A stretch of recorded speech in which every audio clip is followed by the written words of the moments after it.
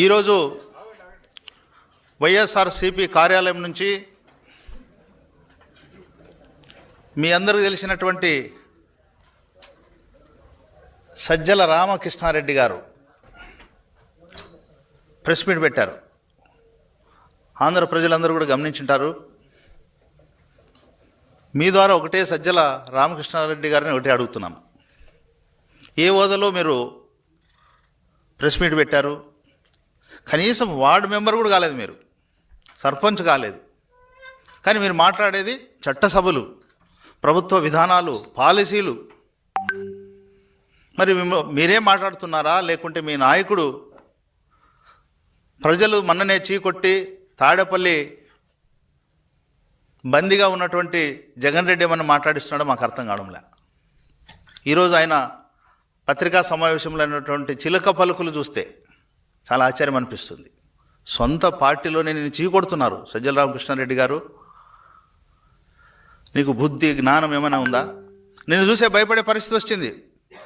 ప్రజలకు కాదు, నీ పార్టీ వాళ్ళే మాకు చెప్తున్నారు, బయట చెప్పుకుంటున్నారు. సజ్జల రామకృష్ణారెడ్డి పోయిన గవర్నమెంట్ నాశనం చేశాడని చెప్తున్నారు. నీవిచ్చినటువంటి ప్రధాన సలహాదారుడు హోదాలో అప్పుడు ప్రభుత్వ ధనాన్ని కాజేసి, మరి ఏం సలహాలు ఇచ్చినావో ఏం ఏమో తెలియదు, కానీ జగన్మోహన్ రెడ్డి నీ యొక్క సలహాలు స్వీకరించి 151 సీట్ల నుంచి 11కు పడిపోయాడు. వైసీపీ సంబంధించినటువంటి నాయకులందరూ కూడా గజగజ వణికే పరిస్థితి తీసుకొచ్చినాను. మళ్ళా చెప్తున్నా, కనీసం నువ్వు ఏ హోదాలో మాట్లాడుతున్నావు? ఛాలెంజ్ చేస్తున్నాం. నీకు దమ్ము ధైర్యం ఉంటే నీ హోదా చెప్పు. ఇప్పుడు మాజీ ముఖ్యమంత్రి హోదాలో జగన్ మాట్లాడితే ఓకే. ఏ హోదా లేనటువంటి నువ్వు ఈరోజు ఇష్టం వచ్చినట్లు ఈ ప్రభుత్వం మీద, ఎన్డీఏ ప్రభుత్వం మీద అవాకులు చివాకులు మాట్లాడడం అనేది సిగ్గుచేటు. ఈ సందర్భంగా నువ్వు మాట్లాడినటువంటి ప్రధాన అంశాలు చాలా ఉన్నాయి. అందులో అమరావతి గురించి మాట్లాడుతున్నావు. నీకేం తెలుసు అమరావతి?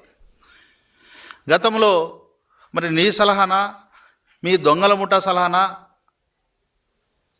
మరి అప్పటి ముఖ్యమంత్రి జగన్ రెడ్డి ఆయన సొంత తెలివినా అమరావతిని భ్రమరావతి అన్నారు, శ్మశానం అన్నారు, ఇష్టం వచ్చినట్లు మాట్లాడినారు. పగడబందిగా ప్లాన్గా నాశనం చేసేశారు. ఈరోజు మన పిల్లలు ఎవరైనా ఎగ్జామ్స్ రాసేటప్పుడు కానీ అమరావతి గురించి కనీసం అవగాహన లేనటువంటి విధానం తీసుకొచ్చారు. క్వశ్చన్ పేపర్లో కానీ ఎగ్జామ్లో కానీ ఏదైనా ఆంధ్రప్రదేశ్ రాజధాని ఏది అంటే ఏం చెప్పలేనటువంటి పరిస్థితి. 3 ముక్కలు చేసేసావు. 3 ముక్కలు రాజధాని నేను సృష్టిస్తానన్నావు. ప్రజలే నీకు 2 ముక్కలు ఇచ్చారు, 2 డిజిట్లు ఇచ్చినారు. అయినా నీకు సిగ్గు శరణము ఏం లేకుండా నీ మాజీ సలహాదారు సజ్జల రెడ్డి ద్వారా ఈరోజు ప్రెస్ మీట్ పెట్టించి మళ్ళా అమరావతి గురించి మాట్లాడడం అనేది సిగ్గుచేటు. ఈరోజు ఒకటే ఛాలెంజ్ చేస్తున్నాం సజ్జల రామకృష్ణారెడ్డి కానీ జగన్ రెడ్డికి కానీ, మీరు ఎవరైతే దొంగల ముఠ ఉందో ఒకసారి ఇప్పుడు జరుగుతున్నటువంటి పనులు చూడండి. 1000 ఎకరాల్లో కోట్లాది రూపాయలతో ఈరోజు అమరావతి రోజు రోజుకు అభివృద్ధి చెందుతున్నది. దానికి కారణం ఒకసారి మీరు మార్కెట్ ఎనాలిసిస్ చేయండి, లేదా రిపోర్ట్స్ తెప్పించుకోండి. అంటే కళ్ళు నుండి కూడా చూడలేనటువంటి కబోదులు మీరు. మీకు ఏ సబ్జెక్ట్ లేదు, కేవలం ప్రజల్ని మభ్యపెట్టడానికి. ఈ ఎన్డీఏ ప్రభుత్వం సక్సెస్ఫుల్గా తామిచ్చినటువంటి హామీలు నెరవేర్చి ముందుకు పోతుంటే దాన్ని చూడలేక అసూయపడుతూ ఈరోజు ప్రజల్లో విద్వేషం కలిగించడానికే ఈరోజు సజ్జల రామకృష్ణారెడ్డి గారు వచ్చారు. ప్రజలకు మీ ద్వారా విజ్ఞప్తి చేసేది ఏంటంటే, అమరావతి సంబంధించినటువంటి రాజధాని, ప్రజా రాజధాని ఈరోజు విషం జమ్ముతున్నటువంటి సజ్జల రామకృష్ణారెడ్డి చెప్పినటువంటి పదాలని మీరు గుర్తు చేస్తున్నాను. ఎక్కడి నుంచి డబ్బులు వస్తాయంటున్నాడు. అయ్యా, నీకు తెలియదా? అక్కడ ఉన్నటువంటి రాజధాని ప్రాంతంలో ఉన్నటువంటి బడుగు బలహీన వర్గాలకు సంబంధించినటువంటి రైతులు స్వచ్ఛందంగా వాళ్ళే భూములు ఇచ్చారు. దాని విలువ 3 లక్షల కోట్లు. ఆ 3 లక్షల విలువైనటువంటి కోట్ల రూపాయలని బ్యాంకులో సూరిటీ పెట్టి వచ్చిన డబ్బుతో లక్ష కోట్లతో రాజధాని నిర్మాణం జరుగుతున్నది. 50,000 కోట్లు ఈరోజు పనులు జరుగుతున్నాయి. ఇంకో 50,000 కోట్లతో త్వరలో పనులు చేస్తున్నాం. మిగిలినటువంటి 2 లక్షల కోట్లు 175 నియోజకవర్గాలు, అన్ని ప్రాంతాలు, అన్ని జిల్లాలు, మిగిలినటువంటి ఈ డబ్బులతో అభివృద్ధి చేసే కార్యక్రమం ఈ ఎన్డీఏ ప్రభుత్వం చేస్తుంది. మీరు అన్నట్లు ఎక్కడి నుంచి వస్తుంది అంటున్నావు, దీనికి సోర్స్ ఇదే. మీకు తెలుసు, 5 సంవత్సరాలుగా మేము పదే చెప్తున్నాం. దానికి మీరు చెప్పే ఆన్సర్ ఏంటంటే ప్రభుత్వ ధనం దుర్వినియోగం అని చెప్తున్నారు. ఇక్కడ ప్రజల ధనం ఇది. రాజధానికి ప్రజలే స్వచ్ఛందంగా ఇచ్చినటువంటి భూములు, మిగులు భూములు 3 లక్షల కోట్లు. ఆ ధనానితో 1,00,000 కోట్లు పోతే 2 లక్షల కోట్లతో ఈ నిర్మాణాన్ని మేము పూర్తి చేస్తున్నాం. అది తెలిసి కూడా ప్రజల్లో కన్ఫ్యూజ్ చేయడానికి అబద్ధాలు పదే చెప్పే పరిస్థితి తీసుకొస్తున్నారు. అంటే దీనివల్ల అమరావతి మీద దాడి మీ ముఠ నీతో స్టార్ట్ అయింది. ఇంకా రేపు అందరితో, ఈ ముఠాతో అందరితో చెప్పిస్తారు, రాష్ట్ర వ్యాప్తంగా చెప్పిస్తారు. కానీ ప్రజలు తక్కువ అంచనా వేయద్దు. గత 5 సంవత్సరాలుగా మీరు చేసినటువంటి నిర్వాహకం అన్నీ చూశారు ప్రజలు. చూసి మీకు ఇచ్చినటువంటి తీర్పు మామూలు తీర్పు కాదు. నాకు తెలిసి ఈ జన్మలో మీ పార్టీ కానీ మీరు కానీ కోలుకోలేనటువంటి దెబ్బ ప్రజలు తీర్పిచ్చి బుద్ధి చెప్పారు. అయినా మీకు సిగ్గు లేకుండా, ఆలోచన లేకుండా ఏ విధంగా విద్వేషం సృష్టించాలి, ఏ విధంగా ప్రజల్ని డైవర్ట్ చేయాలి, ఇదే మీ నిరంతరం. ఒకసారి ఆలోచన చేయండి, ప్రజల గురించి, ఆంధ్రుల గురించి ఆలోచన చేయండి. చేసింది, నాశనం చేసింది చాలక మళ్ళా స్టార్ట్ చేస్తున్నారు. గతంలో సైబరాబాద్ సంబంధించి ఒకటి గుర్తు చేస్తున్నాను. మరి సైబరాబాద్ ఆ రోజు ప్రస్తుత ముఖ్యమంత్రి నారా చంద్రబాబు నాయుడు గారు ఉమ్మడి రాష్ట్రానికి ముఖ్యమంత్రిగా ఉన్నప్పుడు ఆ రోజు సైబరాబాద్ నిర్మాణం జరిగితే ప్రతి గ్రామము, ప్రతి పట్టణం అభివృద్ధి చెంది 20 లక్షల ఉద్యోగాలు వచ్చాయి. దానికి సాక్ష్యం మీరు అక్రమంగా 53 రోజులు అరెస్ట్ చేసినప్పుడు ప్రపంచవ్యాప్తంగా 20 లక్షలు ఉద్యోగాలు పొందినటువంటి మొత్తం నిరుద్యోగులందరూ కూడా బయటకు వచ్చి ఆ రోజు మద్దతు ఇచ్చారు. అదే ప్రత్యక్ష సాక్ష్యం మీకు. అవన్నీ మీకు వినపడవు.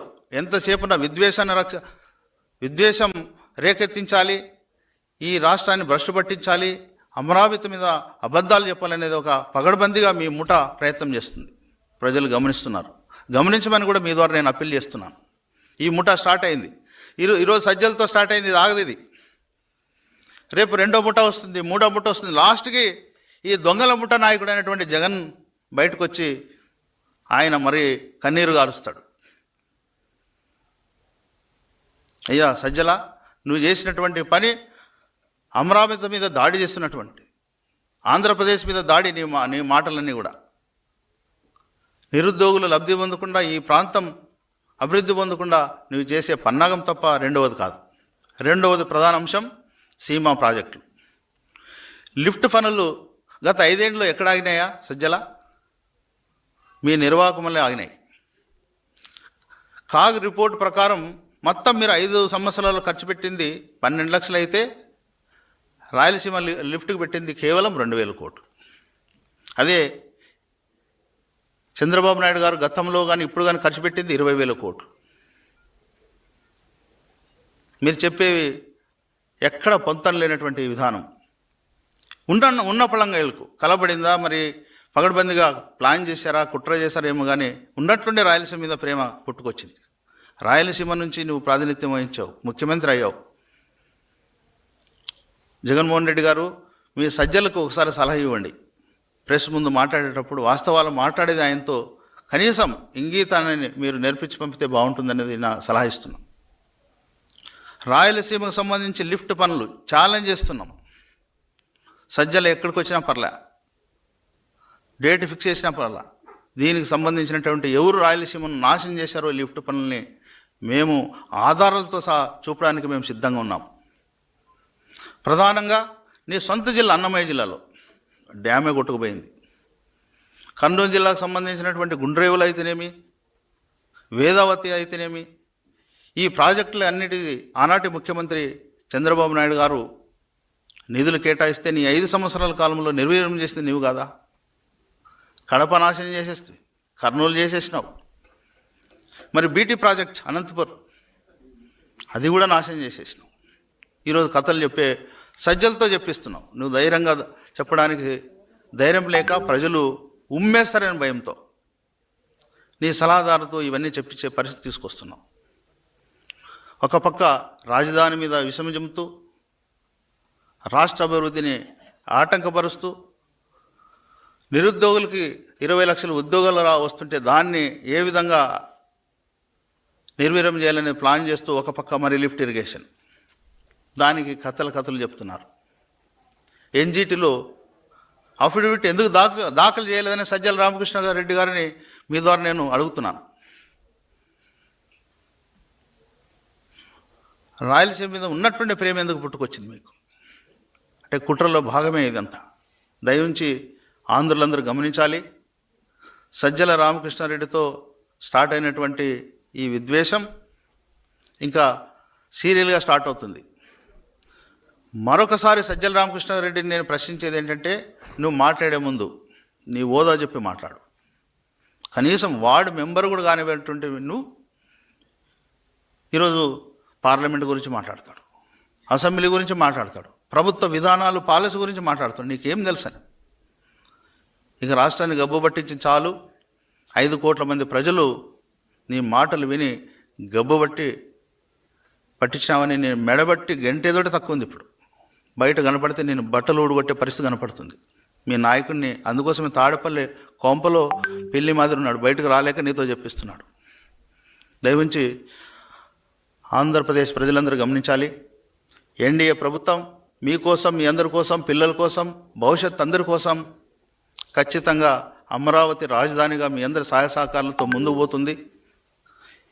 ఈ దొంగల ముఠ వ్యవహారం ఎవరు కూడా నమ్మొద్దని మీ ద్వారా నేను తెలియజేస్తున్నాను.